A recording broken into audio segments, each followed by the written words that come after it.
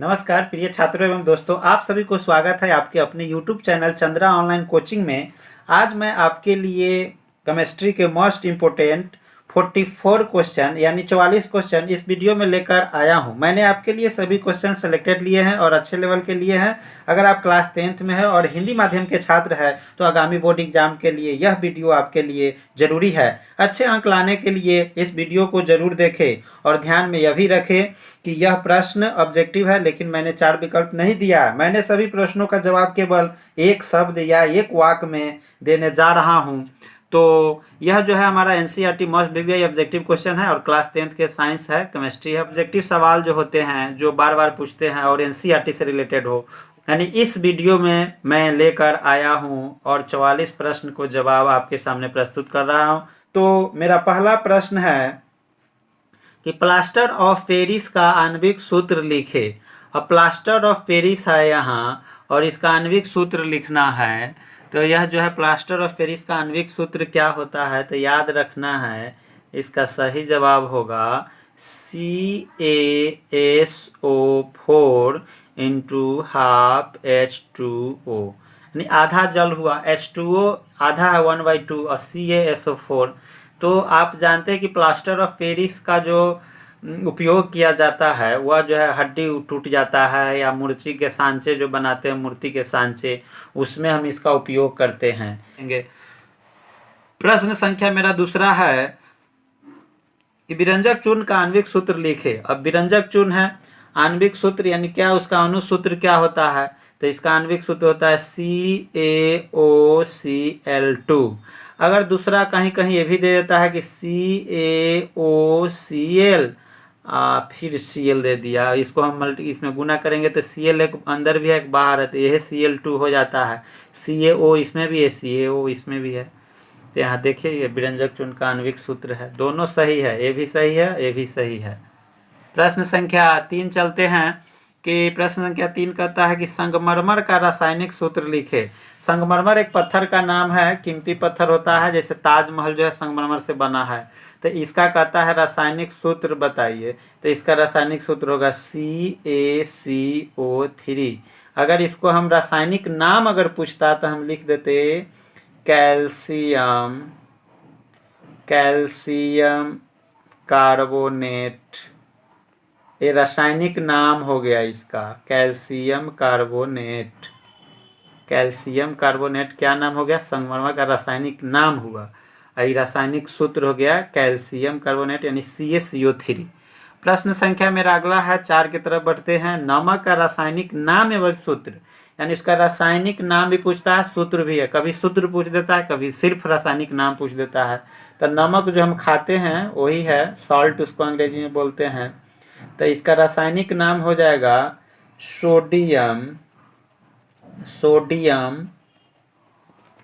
Chloride. इसका रासायनिक नाम हो गया सोडियम क्लोराइड। यहाँ रासायनिक इसका सूत्र पूछता है तो NaCl, और इसको खाने में उपयोग करते हैं। प्रश्न संख्या मेरा 5 है, धोबन सोडा का रासायनिक नाम क्या है। धोबन सोडा का रासायनिक नाम आपसे पूछ रहा है, तो इसका सही क्या जवाब होगा, तो इसका सही जवाब होगा सोडियम कार्बोनेट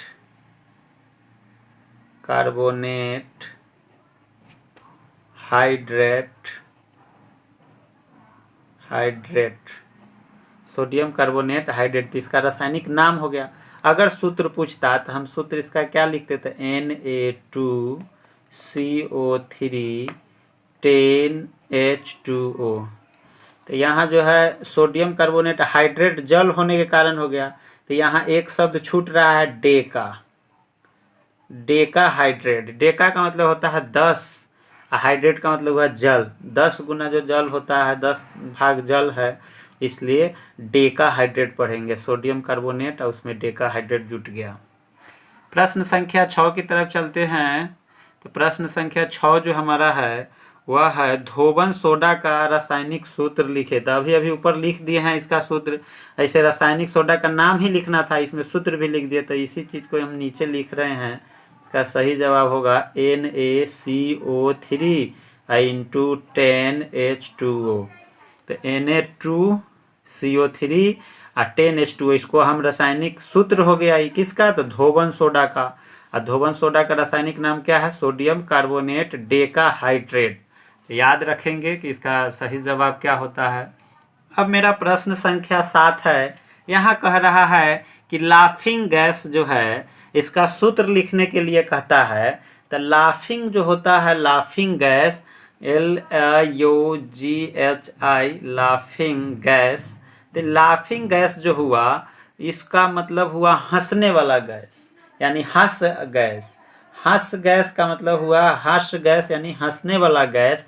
तो इसका सूत्र होता है, और यह जो है रासायनिक तत्व उसमें मिला हुआ रहता है यौगिक, तो इसी के कारण हंसता है। तो लाफिंग गैस का सूत्र है N2O। N2O यानी 2 भाग नाइट्रोजन है, ऑक्सीजन 1 वायु है। तो 2 भाग नाइट्रोजन है, 1 भाग ऑक्सीजन है। इसको हम नाइट्रस ऑक्साइड पढ़ते। अगर रासायनिक सूत्र पूछा, नाम पूछ देता, तो यहाँ इसको लिखते नाइट्रस ऑक्साइड। नाइट्रस ऑक्साइड इसका सही जवाब होता है। यह लाफिंग गैस हंसने के लिए गैस कहीं छोड़ दिया जाता है। अगर यह गैस जहाँ छोड़ देगा वहाँ हंसने लगता है।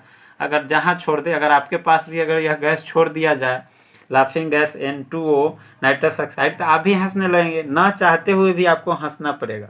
अब प्रश्न संख्या 8 की तरफ बढ़ते हैं। प्रश्न संख्या 8 है, हीरा एवं ग्रेफाइट किसका अपरूप है। तो हीरा एवं ग्रेफाइट जो है कार्बन का अपरूप है। कार्बन का अपरूप है। कार्बन का अपरूप है, यानी कार्बन का चाहे भी पूछ देगा कि कार्बन का कितने अपरूप है, तो कार्बन के 2 अपरूप है, हीरा एवं ग्रेफाइट। प्रश्न संख्या 9 की तरफ बढ़ते हैं। प्रश्न संख्या 9 है, उदासीन विलयन का pH मान कितना होता है। यहाँ उदासीन शब्द लग गया है, और तो इसका सही जवाब होगा 7, यानी 7 के बराबर। 7 के बराबर उदासीन विलयन का pH मान 7 के बराबर हो गया। अगर पूछ देता कि अम्लीय विलयन पूछ देता, अम्लीय विलयन, तो यहाँ जो है अम्लीय विलयन का pH मान, तो यहाँ लिखते 7 से कम। 7 से कम, 7 से कम इसका जवाब होगा। अगर यहाँ पूछ देता क्षारीय विलयन, तो क्षारीय विलयन अगर पूछता, तो इसका सही जवाब होगा 7 से अधिक। 7 से अधिक। तो याद रखेंगे तीनों चीज़ है, तीनों में से कोई एक प्रश्न पूछ देता है एग्जाम में। अब आगे बढ़ते हैं, प्रश्न संख्या 10 की तरफ बढ़ते हैं। मैग्नीशियम ऑक्सीजन के साथ संयोग कर क्या बनाता है। मैग्नीशियम जानते हैं Mg होता है, ऑक्सीजन जानते हैं O होता है। तो ये दोनों आपस में संयोग करता है, अगर कोई अभिक्रिया करता है तो क्या बनाता है। तो यहाँ लिखेंगे 2Mg प्लस O2, तो ये रिएक्शन करेगा, उसके बाद बन जाएगा 2MgO, यानी मैग्नीशियम ऑक्साइड। तो इसको हम पढ़ेंगे मैग्नीशियम ऑक्साइड। इसका नाम हुआ, रासायनिक नाम हुआ मैग्नीशियम ऑक्साइड MgO, यानी मैग्नीशियम ऑक्सीजन के साथ संयोग कर क्या बनाता है। तो यहाँ लिखेंगे, जवाब होगा मैग्नीशियम ऑक्साइड यानी MgO। याद रखेंगे, एग्जाम में काम देगा। प्रश्न संख्या 11 है, लोहा ऑक्सीजन से संयोग कर क्या बनाता है। तो लोहा जो है ऑक्सीजन से संयोग करता है तो क्या बनाएगा, आप बताइए, आप भी सोचिए। तो यह जो है FeO3 बनाएगा, Fe2O3। अब यह कैसे हुआ, तो यहाँ जो देख रहे हैं, तो लोहा ऑक्सीजन से संयोग कर क्या बनाता है, तो यहाँ यही बना Fe2O3। अब इसको नाम क्या है, तो इसका नाम है फेरिक ऑक्साइड। फेरिक ऑक्साइड इसको हम बोलेंगे। अगर इसी का दूसरा नाम है ये हेमेटाइट है, हेमेटाइट भी इसको बोल सकते हैं। इससे भी लोहा का निष्कर्षण होता है, ध्यान में रखेंगे एग्जाम में। ये भी पूछ सकता है कि लोहा हेमेटाइट किसका अयस्क है, तो लोहा का। चाहे लोहा का निष्कर्षण किस अयस्क से होता है, तो हेमेटाइट उसका सही जवाब होगा। इसका सूत्र भी यही होता है Fe2O3। प्रश्न संख्या हम 12 की तरफ बढ़ते हैं। सोडियम को किरोसिन में डुबोकर क्यों रखा जाता है? तो आप भी सोचिए कि सोडियम जो है अत्यधिक क्रियाशील है, अत्यधिक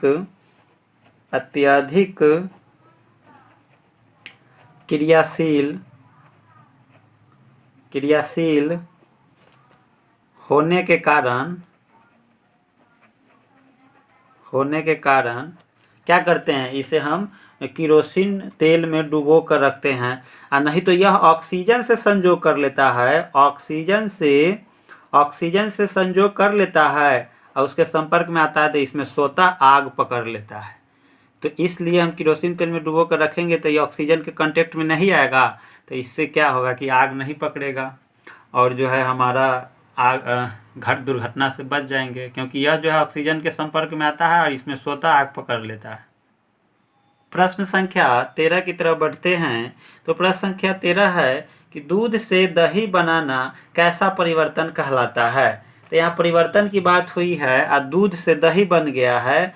थोड़ा देर के लिए आपको हम कहेंगे कि दूध से दही बना है, तो फिर दही से दूध बनाने के लिए तो आप सोचेंगे कि दूध से तो दही बन जाएगा, लेकिन दही से दूध नहीं बनेगा। यानी एक वस्तु दूसरे रूप में बदल गया और उस रूप से फिर प्रथम रूप में नहीं आया, तो ऐसी घटना को हम कौन परिवर्तन कहेंगे?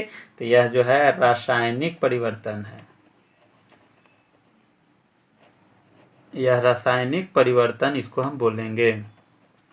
कोई भी ऐसा चीज होगा जो एक रूप से दूसरे रूप में बदलता है, अब बदलने के बाद वह पुनः उस रूप में नहीं आता है, तो वो उसको हम रासायनिक परिवर्तन बोलेंगे। जैसे कोयला को जलना, कोयला जल जाएगा अब फिर कहेंगे कि कोयला बना दो तो बनेगा जला हुआ चीज। ये भोजन का पचना, अगर भोजन किया पच गया तो ये भी समझेंगे कि ये रासायनिक परिवर्तन है। इस तरह से बहुत सारा एग्जाम्पल है जो है कि रासायनिक परिवर्तन का उदाहरण दिया जा सकता है। भौतिक परिवर्तन भी होता है, तो भौतिक परिवर्तन जो होता है इसमें जो है कोई भी वस्तु जो है एक रूप से दूसरे रूप में बदलता है और फिर उसी रूप में आ जाता है, तो उसे भौतिक परिवर्तन कहते हैं। जैसे पानी से बर्फ बना देंगे, बर्फ से पानी से बर्फ बना देंगे, आप पानी से बर्फ बना दिया, बर्फ से क्या हो जाएगा? पानी हो जाएगा। जब जल को गर्म करेंगे तो वह वाष्प बन जाएगा, वाष्प बन के बादल बन जाएगा, बादल बन के फिर वर्षा हो जाएगा, तो फिर जल के रूप में आ गया, तो भौतिक परिवर्तन है। प्रश्न संख्या 14 की ओर बढ़ते हैं। प्रश्न संख्या 14 कहता है श्वसन कैसी रासायनिक अभिक्रिया है? तो श्वसन कैसी रासायनिक अभिक्रिया है? तो इसका सही जवाब होगा कि यह जो है ऊष्माक्षेपी अभिक्रिया है। ऊष्माक्षेपी अभिक्रिया है, रासायनिक अभिक्रिया है, याद रखेंगे। तो अगला प्रश्न संख्या है 15। लोहा का निष्कर्षण किस अयस्क से होता है? तो इसका सही जवाब होगा हेमेटाइट। हेमेटाइट अयस्क है, इससे लोहा का निष्कर्षण होता है। इसका सूत्र होता है Fe2O3। इसी से हम क्या करते हैं? लोहा का निष्कर्षण करते हैं। तो ध्यान में रखेंगे। अगर बॉक्साइट पूछ देता, बॉक्साइट कभी कभी दे देता है, तो बॉक्साइट से जो है किसका होता है? तो एल्युमिनियम का निष्कर्षण होता है, याद रखेंगे। प्रश्न संख्या 16 कहता है क्या कॉपर आयरन से अधिक क्रियाशील है? तो इसका उत्तर लिखेंगे नहीं, ऐसा नहीं है। कॉपर मतलब तांबा जो है, आयरन मतलब लोहा से अधिक क्रियाशील है, तो नहीं। प्रश्न संख्या है कि संयुक्त या संयोजन अभिक्रिया की परिभाषा लिखे। संयुक्त अभिक्रिया या संयोजन अभिक्रिया, संयोज मतलब जोड़ना, जोड़ने वाले अभिक्रिया। तो इसका सही जवाब होगा कि जब दो या दो से अधिक अभिकारक मिलकर एकल उत्पाद का निर्माण करते हैं तो उसे हम संयोजन अभिक्रिया कहते हैं। इसका उत्तर भी लिख लेते हैं कि वैसी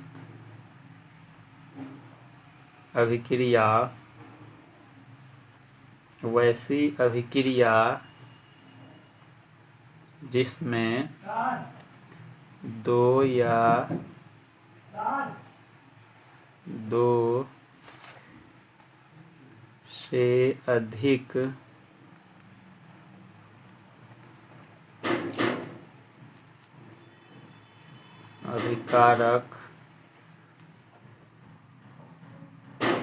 अभिकारक मिलकर एकल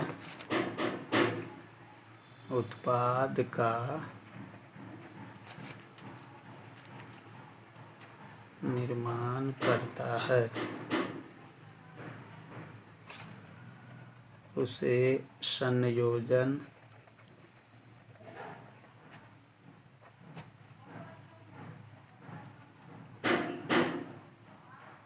अभिक्रिया कहते हैं।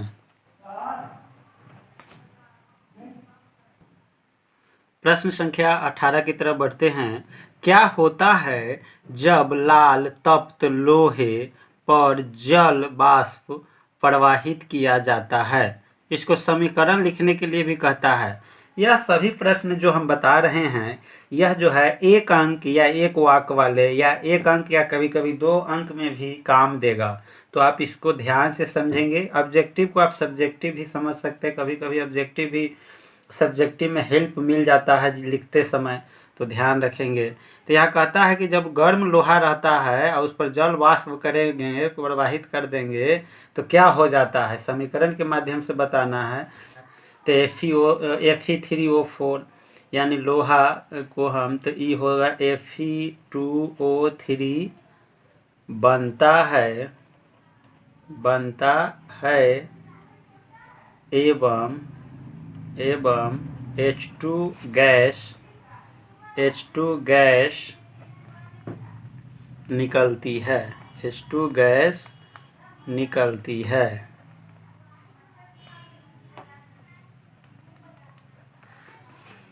इसका समीकरण कह रहा है देने के लिए, तो समीकरण भी दे देते हैं। समीकरण जो है 3Fe प्लस 4H2O जल जो है 4 भाग जल को हम प्रवाहित करेंगे, तो यहाँ क्या बन रहा है, तो Fe3O4 प्लस 4H2O बनेगा। तो इस यही जो बनेगा, ये गैस जो है मुक्त हो जाएगा, ये मुक्त कर देता है, ये बन जाता है। कब? जब गर्म लोहा है, तप्त लोहा में हाइड्रोजन जो है जल वाष्प कर देंगे तब। प्रश्न संख्या 19 की ओर बढ़ते हैं। प्रश्न संख्या 19 क्या कह रहा है कि सोडियम की परमाणु संख्या कितनी है? तो सोडियम जो है, इसका जो है परमाणु संख्या 11 है और इसको हम संकेत जो है Na है, और ये एक धातु है जिसे हम आसानी से चाकू से भी काटा जा सकता है इसको। प्रश्न संख्या 20 की तरफ बढ़ते हैं। रासायनिक अभिक्रिया में ताप का शोषण होता है, इस क्रिया को क्या कहते हैं?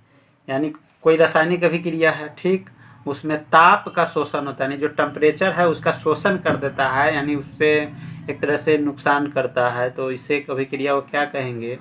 तो ऊष्माक्षेपी अभिक्रिया कहेंगे।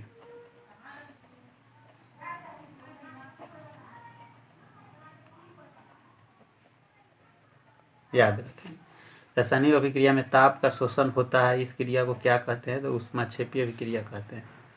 प्रश्न संख्या 21 है। खाद्य सामग्रियों में विकृत गंधिता कैसे होती है? यानी खाने वाला चीज है ना, उसमें विकृत गंधिका यानी खराब गंध कैसे निकलता है, उसका क्या कारण है? तो आप जानते हैं कि कोई भी खाना को हम 1 से 2 दिन रखते हैं तो वो उपचयित हो जाता है। उपचयित का मतलब क्या है? वो ऑक्सीजन से क्रिया कर लेता है और वह खराब हो जाता है। अगर तेल वह बसा रहता है तो वो और ख़राब जल्दी हो जाता है, यानी उसका स्वाद भी बदल जाता है, गंध देने लगता है और खट्टा हो जाता है। तो इसका सही जवाब लिखिए कि उपचयित यानी ऑक्सीजन का मात्रा उसमें कांटेक्ट हो जाता है। उपचयित होने पर तेल एवं वसा विकृत विकृत विकृत गंधी गंधिता हो। राइटिंग थोड़ा खराब होता है, ध्यान से देखेंगे। होता है तथा गंध एवं स्वाद बदल जाता है। स्वाद बदल जाते हैं, याद रखें। उपचारित का मतलब ऑक्सीजन से कांटेक्ट कर लेता है। तेल व वसा विकृत गंधिका हो जाते हैं। अगर तेल और वसा तो जल्दी खराब होता है, तथा गंध एवं स्वाद भी उसका क्या हो जाता है, बदल जाता है। प्रश्न संख्या 22 है, प्लास्टर ऑफ पेरिस का जल के साथ अभिक्रिया के लिए समीकरण लिखिए।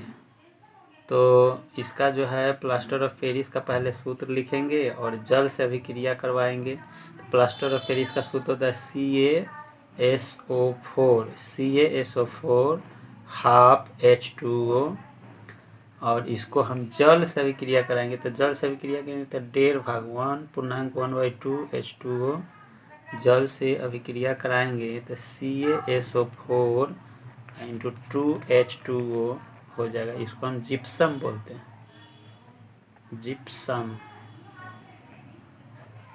तो ये जो है प्लास्टर ऑफ पेरिस है,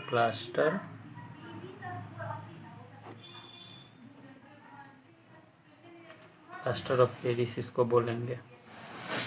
यहाँ जल है, जल। तो जिप्सम बनता है सीधा। प्लास्टर ऑफ पेरिस का जल के साथ अभिक्रिया के लिए समीकरण लिख दिए हैं। तो पूछे, अगर पूछ देता है क्या बनता है, तो जिप्सम बनता है, याद रखेंगे। सारा एनसीईआरटी का प्रश्न है, याद ध्यान से इसको। प्रश्न संख्या 23 की तरफ बढ़ेंगे। CaOCl2 यौगिक का प्रचलित नाम क्या है? तो यहाँ CaOCl2 यौगिक का नाम जो है, प्रचलित नाम यानी फेमस नाम जो है वह है विरंजक चूर्ण। विरंजक चूर्ण। अगर अंग्रेजी में पूछेंगे तो इसको हम बोलेंगे ब्लीचिंग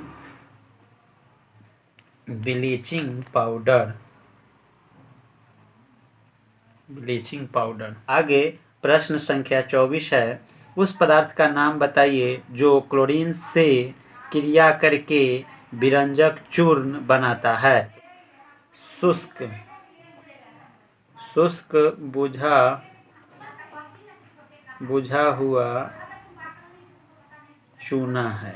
इसका सूत्र भी लिख देते हैं, CaOH2 होता है, याद रखेंगे। अब बढ़ेंगे प्रश्न संख्या 25 की तरफ। बेकिंग सोडा का एक उपयोग लिखे। तो बेकिंग सोडा का एक उपयोग कहता है, तो यहाँ लिख देंगे बेकिंग सोडा यानी बनाने वाला सामान कुछ होता है, उसमें इसका उपयोग करते हैं बेकिंग सोडा का, जैसे जलेबी, मुरब्बा, ये सब हो गया, पाव रोटी। तो यहाँ लिखेंगे बेकिंग सोडा का उपयोग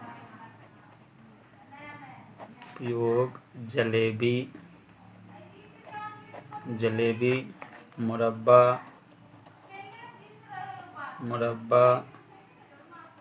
पाव रोटी,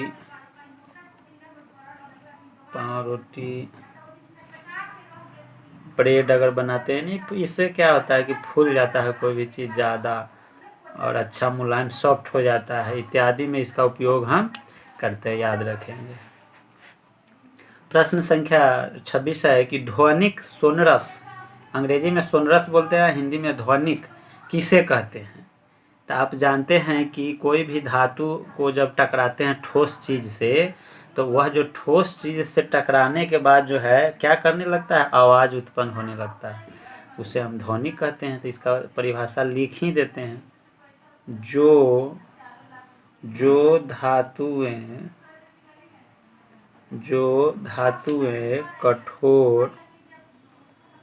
कठोर सतह से टकराने पर आवाज उत्पन्न करती है, यानी ठोस चीज से टकराता है कोई ठोस चीज़ से, और आवाज़ स्वाभाविक वो आवाज़ उत्पन्न करेगा, और जब आवाज़ उत्पन्न करेगा तो वो जो आवाज़ होगा उससे हम क्या कहेंगे, ध्वनिक कहते हैं। वो जो आवाज़ आता है सोनरस, उसको ध्वनिक कहते हैं। यह धातु में ही होता है। प्रश्न संख्या 27 की तरफ बढ़ते हैं। एक अधातु के नाम बताए जो कमरे के तापमान पर द्रव अवस्था में रहता है। तो वैसा आप कौन सा अधातु है जो कमरे के ताप पर द्रव अवस्था में रहता है? तो वह है ब्रोमीन। ब्रोमीन है। नेक्स्ट प्रश्न की ओर बढ़ते हैं। नेक्स्ट प्रश्न 28। एक धातु के नाम बताए जो कमरे के तापमान पर द्रव अवस्था में रहता है। तो धातु के नाम पूछ रहा है, तो इसका सही जवाब होगा मरकरी। मरकरी, इसको प्रा भी बोल सकते हैं। इसका संकेत जो है Hg होता है। मरकरी जो थर्मामीटर में उपयोग किया जाता है वही धातु है जो थोड़ा भी टेम्परेचर मिलता है तो वह द्रवीय अवस्था में आ जाता है। प्रश्न संख्या 29 की तरफ बढ़ते हैं। ऐसी धातु का उदाहरण दे जो ऊष्मा की सबसे अच्छी चालक होती है। तो जो है ऊष्मा सबसे ज़्यादा जो जाता है वो क्या है? तो इसको हम बोलेंगे सिल्वर, यानी चांदी। सबसे अच्छा इसमें जो है, ये सबसे ज़्यादा करंट जाता है, इसमें ऊष्मा जाता है, तो ये चांदी। सबसे कम कहता तो इसका सही जवाब होता शीशा। याद रखेंगे। प्रश्न संख्या 30। ऐसी धातु का उदाहरण दे जिसे चाकू से आसानी से काटा जा सकता है। तो ऐसा धातु का तो कई उदाहरण है, जैसे लिथियम हो गया। लिथियम को हम चाकू से आराम से काट सकते हैं। सोडियम को भी हम आसानी से चाकू से काट सकते हैं। उसके बाद पोटेशियम को भी हम चाकू से आसानी से काट सकते हैं। इसका जवाब यही है। प्रश्न संख्या 31। दो धातुओं के नाम बताइए जो प्रकृति में स्वतंत्र अवस्था में पाए जाते हैं। तो जो है स्वतंत्र अवस्था में पाए जाने वाले दो धातु का नाम बताना है, तो वह है सोना। सोना। उसके बाद है प्लेटिनम। प्लेटिनम याद रखेंगे। यह है जो स्वतंत्र अवस्था में पाया जाता है। अब यहाँ प्रश्न संख्या 32। कार्बन के दो अपरूपों के नाम लिखे। तो कार्बन के दो अपरूप है हीरा और ग्रेफाइट। चाहे पूछ देगा हीरा और ग्रेफाइट किसका अपरूप है, तो कार्बन के। चाहे कार्बन के दो अपरूप के नाम लिखे तो हीरा और ग्रेफाइट। उल्टा प्रश्न पूछता है कभी कभी। तो यहाँ प्रश्न संख्या आइए 33 के। एल्केन का समान सूत्र कहता है। तो एल्केन क्या है? तो ये हाइड्रोकार्बन है। तो यहाँ लिखेंगे CnH2n+2। ये एल्केन का हो गया। अगर एल्कीन का पूछता, एल्कीन का, तो इसका सही जवाब होगा तो CnH2n ये हो जाता है। अगर यहाँ CnH2n और -2 कर देता तो ये हो जाता एल्काइन का। तो कभी ई पूछ देता, कभी पूछ देता है, ई कभी पूछ देता है, दोनों में से तीनों। हाँ, प्रश्न संख्या 34 है। एल्कीन का समान सूत्र लिखे। तो अभी बता है एल्कीन लगा रहेगा, एल्कीन, तो CnH2n। इसका सही जवाब होगा CnH2n। प्रश्न संख्या 35 की तरफ बढ़ेंगे। एल्काइन का समान सूत्र, तो CnH2n और -2 हो जाएगा। काइन है तो 2 घट जाएगा, एल्कीन रहता तो 2 हट जाता। प्रश्न संख्या 36। बायोगैस के संगठन में कौन कौन से गैस है? तो इसमें तो बहुत सारा गैस है, जैसे यहाँ मीथेन भी है, इसमें मीथेन भी है, CH4। उसके बाद कार्बन डाइऑक्साइड है, कार्बन डाइऑक्साइड भी है, यानी CO2 भी है। उसके बाद है हाइड्रोजन भी है, हाइड्रोजन गैस भी है, H2O। और गैस है H2S है, यानी हाइड्रोजन सल्फाइड, इसको पढ़ेंगे। तो ये सब गैस क्या है? बायोगैस के संगठन में कौन कौन से गैस है? सब गैस उसमें मिला हुआ है। मीथेन सबसे ज़्यादा मिला हुआ है, लगभग 65% के आसपास मिला हुआ है। याद रखेंगे। प्रश्न संख्या जो है 37 की तरफ बढ़ते हैं। आधुनिक आवर्त सारणी में कितनी क्षैतिज पंक्तियां हैं? तो इसमें हो जाएगा 7। इसका सही जवाब होगा 7। प्रश्न संख्या 38 की तरफ बढ़ेंगे। आवर्त सारणी के दीर्घ रूप में कितने वर्ग और कितने आवर्त है? कहता है कितने वर्ग है और यहाँ आवर्त लगाया, तो अभी अभी ऊपर पढ़े पंक्ति तो आवर्त होता है, तो यहाँ इसका सही जवाब होगा वर्ग की संख्या जो है वह है 18 और आवर्त की संख्या जो है वो है 7। इसका यही सही जवाब उत्तर है, याद रखेंगे, मस्ट भी आई। प्रश्न संख्या अब है 39। आवर्त सारणी के उदग्र स्तंभ को क्या कहते हैं? जो ऊपर की तरफ रहता है उसको क्या कहेंगे? तो हम उसको वर्ग कहेंगे, वर्ग। इसका संख्या कितना है? तो 18 है। प्रश्न संख्या 40। मेंडलीफ ने अपनी आवर्त सारणी तैयार करने के लिए कौन सा मापदंड अपनाया? यानी आधुनिक आवर्त सारणी जो बनाया मेंडलीफ ने बनाया उसका सक्सेसफुल हो गया, लेकिन वो कैसे बनाया, कौन सा मापदंड अपनाया जिसके चलते वह जो है सही से जो है उसका में सक्सेसफुल हो गया आवर्त सारणी? तो वह जो है तत्वों को परमाणु संख्या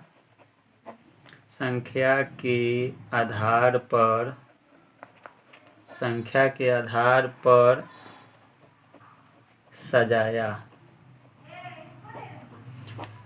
तो यह तत्वों के परमाणु संख्या के आधार पर, क्या सही उसका मापदंड है? तो परमाणु संख्या, यानी तत्वों को परमाणु संख्या के आधार पर सजाया था, याद रखेंगे।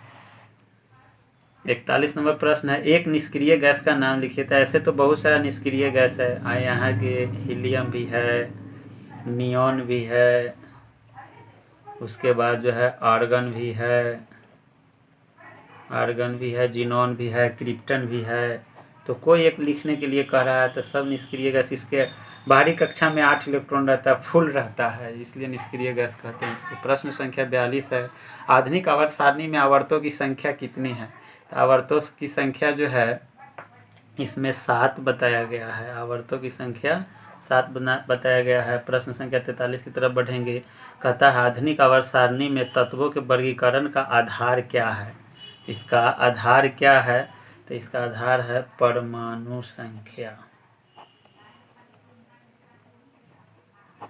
परमाणु संख्या याद रखेंगे। अंतिम प्रश्न मेरा है, आधुनिक आवर्त सारणी का जनक कौन है? यानी आधुनिक आवर्त सारणी जो बना था लेटेस्ट, उसका जनक, यानी जनक का मतलब पिता उसका कौन है, कौन पिता है? तो इसका सही जवाब होगा मेंडलीफ है। तो आज के लिए इतना ही। आपको वीडियो कैसा लगा इसको कमेंट के माध्यम से मुझे बताएं, और जो है एग्ज़ाम के तैयारी के लिए इस सारे प्रश्न को एक बार में नहीं समझ में आया तो 2 बार देखें, 3 बार देखें, बार देखें और याद करें, और कॉपी पेन के साथ देखें वीडियो को, ताकि कुछ इम्पोर्टेंट, पूरा क्वेश्चन तो इम्पोर्टेंट ही है, उसको आप अपने कलम कॉपी से नोट कर ले और एग्ज़ाम के समय रिवीजन करें। तो ध्यान से इसको पढ़ना है, ध्यान से देखना है। मेरे यूट्यूब चैनल को सीरीज बाय पार्ट वाई बनाया गया है, पार्ट बाय पार्ट बनाया गया है। यह मेरा पार्ट संख्या 19 होगा, और यह केमिस्ट्री का जो है इम्पोर्टेंट क्वेश्चन इसमें लाया हूँ, मस्ट PBI है। जो ऑब्जेक्टिव है 4 विकल्प में भी पूछेगा तो इसके आधार पर उसका जवाब दे सकते हैं आप। इसलिए ऐसा मत सोचिए कि ये जो है 4 विकल्प नहीं है, 4 विकल्प भी देगा तो आप पढ़े रहिएगा प्रश्न, तो उसका जवाब दे पाएंगे। तो आप ध्यान से देखेंगे और आप बेहतर एग्ज़ाम में बेहतरीन नंबर अंक से पास करें। वीडियो में मेरे साथ बने रहने के लिए आपको बहुत बहुत धन्यवाद। आपका दिन शुभ हो।